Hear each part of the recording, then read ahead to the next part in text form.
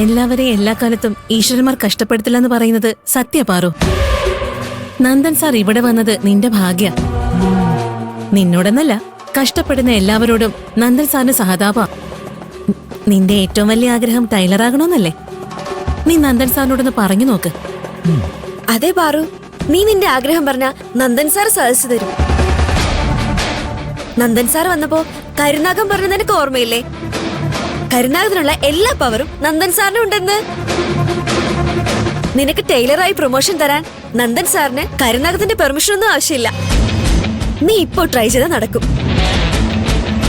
ജയന്തി ചേച്ചി പറഞ്ഞതുപോലെ നന്ദൻ സാറിന് എന്നോടൊരു സഹതാപമുണ്ട്. അതുകൊണ്ട് വീണ്ടും വീണ്ടും ഓരോ ആവശ്യവും പറഞ്ഞുകൊണ്ട് സാറിന്റെ അടുത്ത് ചെന്നാ എന്നോടുള്ള സഹതാപം നന്ദൻ സാറിന്റെ മനസ്സിന്ന് പോവും. ഞാൻ നനഞ്ഞിടം കുഴിക്കുകയാണെന്ന് നന്ദൻ സാർ കരുതും. ദൈവം എന്റെ തലയിൽ എഴുതിയിട്ടുണ്ടെങ്കിൽ ഞാൻ എന്നെങ്കിലും ഒരു ദിവസം തയ്യൽ മെഷീന്റെ മുന്നിൽ ഇരിക്കും. ശരി, നീ ചെല്ല്.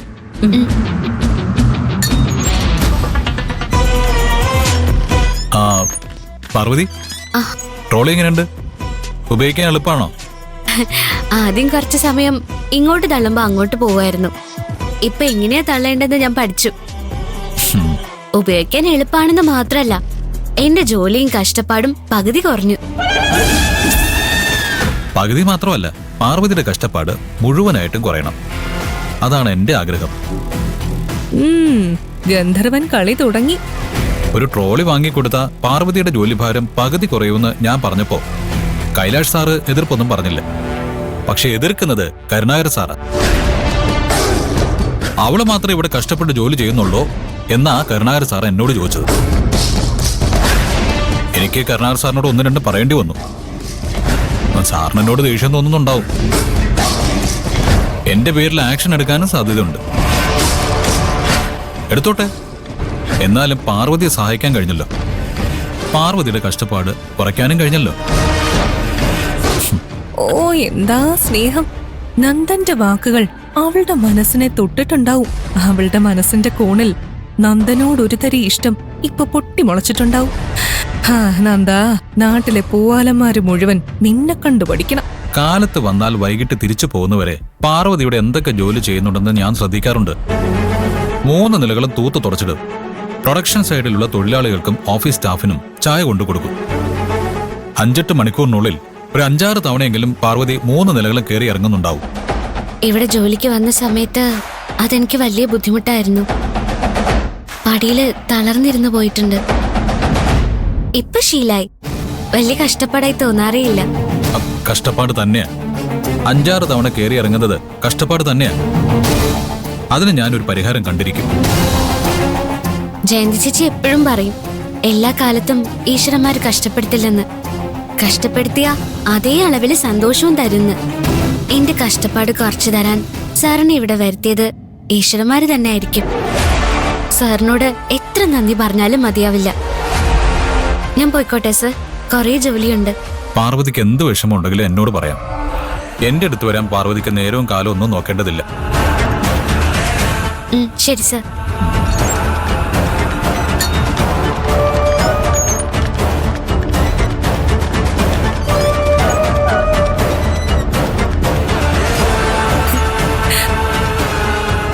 നിന്നോട് എത്ര നന്ദി പറഞ്ഞാലും അവൾക്ക് മതിയാവില്ലത്രേ.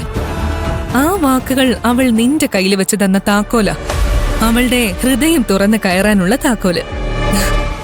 ഒരു പെണ്ണിനെ പാട്ടിലാക്കാനുള്ള ഈ വിദ്യകളൊക്കെ നിനക്ക് ആരാ പഠിപ്പിച്ചു തന്നത്? അതെന്റെ രക്തത്തിലുള്ളതാ. എന്റെ അച്ഛൻ നാട്ടിലെ പേര് കേട്ട് പോവാനായിരുന്നല്ലോ.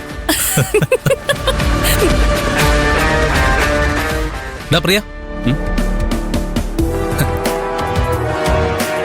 ലഞ്ച് ബ്രേക്ക് ആയതൊന്നും നീ അറിഞ്ഞില്ലേ? വാച്ചിൽ 1 മണിയായ അപ്പ അവിടെ പണി നിർത്തിക്കോണം. കൂടുതൽ ആത്മാർത്ഥത കാണിച്ചെന്ന് വെച്ച് അവാർഡും പ്രശസ്തി പത്രമൊന്നും കരുനാഗൻ തരില്ല. ബാക്കി കഴിച്ചു കഴിഞ്ഞിട്ട് എടാ, ഞാൻ ഗോഡൌൺ പൂട്ടിയിട്ട് വരാം, നീ നടന്നോ. ഗോഡൌൺ 1/2 മണിക്കൂർ തുറന്നു കിടന്നു വെച്ച് എന്ത് സംഭവിക്കാനാ? നീ പറയുന്നത് കേട്ടാ തോന്നും അതിനകത്ത് കിലോ കണക്കിന് ഗോൾഡും ഡയമണ്ടും ഒക്കെ ഉണ്ടെന്ന്. കുറെ തുണികളുണ്ട്. അതല്ലാതെ വേറെ എന്താണ് അതിനകത്തുള്ളത്? ആ തുണികളാ കമ്പനിയുടെ ഇൻവെസ്റ്റ്മെന്റ്. ആ തുണികളാ നമ്മുടെയൊക്കെ അന്നം. അത് പ്രോപ്പറായിട്ട് നോക്കാനാ അവരെനിക്ക് ശമ്പളം തരുന്നത്. മനസ്സിലായോ? നീ വെക്കോ, ഞാനിപ്പോ വരാം. ദാ ഒരുമിച്ച് പോവാം. ഞാൻ ഇവിടെ വെയിറ്റ് ചെയ്യാം. നീ പെട്ടെന്ന് പോയിട്ട് വാ.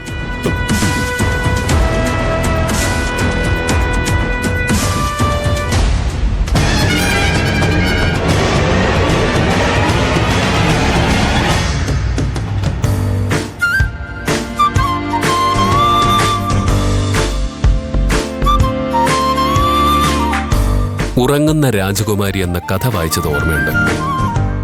രാജകുമാരിയുടെ സ്വപ്നത്തിൽ പറക്കുന്ന വെള്ളക്കുതിരയുടെ പുറത്ത് രാജകുമാരൻ വരും. ഈ രാജകുമാരി കാണുന്ന സ്വപ്നത്തിൽ രാജകുമാരന് ആരുടെ മുഖമായിരിക്കും? രാജകുമാരി, ഈ മുഖമുള്ള രാജകുമാരനെ നീ സ്വപ്നം കണ്ടാ മതി കേട്ടോ. എനിക്ക് പറക്കുന്ന വെള്ളക്കുതിരയൊന്നുമില്ല, ഒരു ബൈക്കേ ഉള്ളൂ. നിന്നെ അതിലിരുത്തി കുതിരയേക്കാൾ വേഗത്തിൽ ഞാൻ പറപ്പിക്കും. ഒരുപക്ഷെ നീ സ്വപ്നം കാണുന്നത് നീ ഇതുവരെ തിരിച്ചറിഞ്ഞിട്ടില്ലാത്ത നിന്റെ ഗന്ധർവനെ ആയിരിക്കും. മുന്നിൽ വരാത്ത നിന്റെ ഗന്ധർവനോട് നിനക്ക് പിണക്കമായിരിക്കും. ഇല്ല, ഗന്ധർവനോട് നിനക്ക് പിണങ്ങാൻ കഴിയില്ല. പക്ഷേ എന്താ മുന്നിൽ വരാത്തതെന്ന പരിഭവം ഉണ്ടാവും. പാറു, കണ്ണു തുറന്ന് നോക്കിക്കോ. ഇതാ നിന്റെ ഗന്ധർവൻ നിന്റെ മുന്നിലിരിക്കുന്നു. കണ്ണ് തുറക്ക് പാറു. എന്നിട്ട് നിങ്ങളായിരുന്നു എന്റെ ഗന്ധർവനെന്ന് ആശ്ചര്യത്തോടെ ചോദിക്കാം. ഈ ഗന്ധർവനെ എനിക്ക് ഇഷ്ടമാണ്, ഒരുപാട് ഇഷ്ടമാണ് എന്ന് ഉറക്കെ പറയാൻ. നന്നായിട്ട് വേർതിരിക്കുന്നല്ലോ.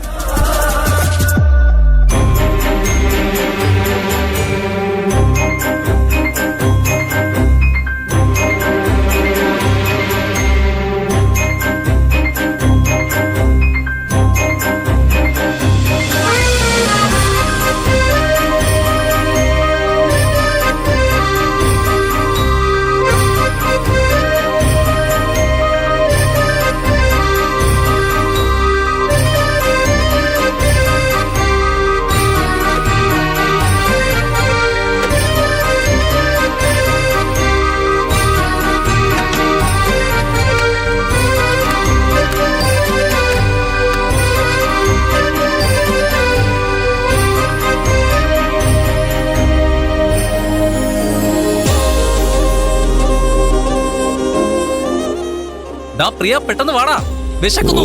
ഇവൻ കഴിഞ്ഞ ജന്മത്തിൽ ഏതോ കട്ടുറുമ്പായിരുന്നെന്നാ തോന്നുന്നത്. എന്റെ പാറു, ഈ ഗന്ധർവനെ സ്വപ്നം കണ്ട് നീ സുഖമായിട്ട് ഉറങ്ങിക്കോ.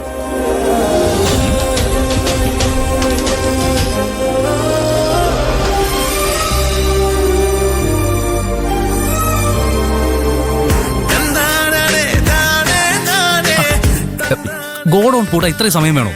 ചെയ്തുകൊണ്ടിരിക്കുന്ന ജോലി പകുതിക്ക് ഇട്ടിട്ട് വരാൻ എനിക്ക് പറ്റില്ല. നീ പോയി കഴിക്കും, ഞാൻ പിന്നെ കഴിച്ചോളാം. ഇതിനാണോ ഞാൻ നിന്നെ ഇത്രയും സമയം വെയിറ്റ് ചെയ്തത്? നീ പോയി കഴിക്കടാ, ചെല്ല്.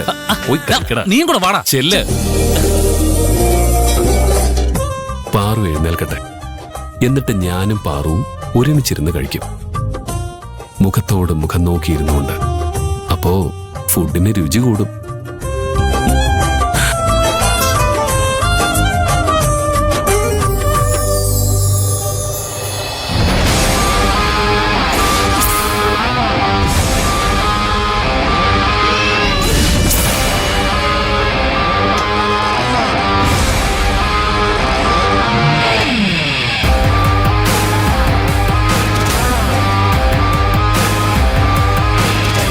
നല്ല ഉറക്കം. ഇവിടെ ഒരു റൊമാൻറ്റിക് സീൻ ക്രിയേറ്റ് ചെയ്താൽ ഇവളുടെ മനസ്സിന്റെ വാതിൽ എനിക്ക് മുന്നിൽ മലർക്കെ തുറന്നിടും. എനിക്കിവളോട് പ്രണയമുണ്ടെന്ന് ഇവൾക്ക് തോന്നാൻ തരത്തിലുള്ള സീനായിരിക്കണം. ഈ ഫാൻ വെച്ച് തന്നെ കളിക്കാം. ആദ്യം ഇവളെ ഉണർത്തണം. കണ്ണ് തുറക്കുമ്പോൾ ഈ ഫാനും കയ്യിൽ പിടിച്ച് നിൽക്കുന്ന എന്നെയായിരിക്കണം ഇവള് കാണേണ്ടത്. എന്നിട്ട് പ്രണയം തുള്ളി തുളുമ്പുന്ന 2 ഡയലോഗ്. അതോടെ ഇവള് ഫ്ലാറ്റ്.